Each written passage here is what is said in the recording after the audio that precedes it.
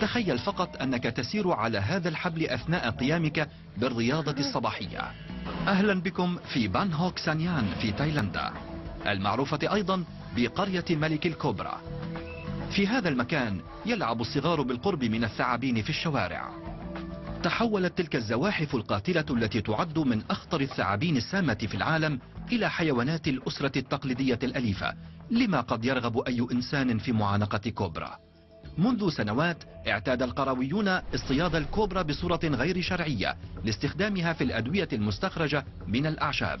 أما الآن فقد باتت الثعابين محمية، إلا أن هذه الحماية لن تدوم طويلا، فعوضا عن قتل الثعابين قرر الناس محاربتها. هذا ما يعرف برياضة ملاكمة الكوبرا. سواء أكان ذلك أثناء التدريب أم في الحلبة، تكون المواجهة دائما بين الثعبان والإنسان، وبالكاد تكون متكافئة.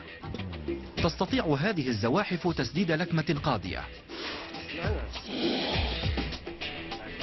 قد ينمو ملك الكوبرا ليصل طوله إلى 5 أمتار ونصف المتر. تطارد الكوبرا الفرائس الصغيرة، لكنها قد تهاجم البشر إذا ما شعرت بالتهديد.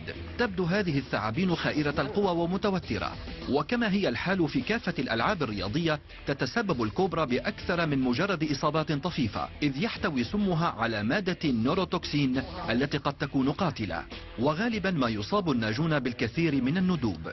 هذا الصبي قد تعرض مثلا للدغة بالقرب من عينه أثناء ملاعبته للكوبرا.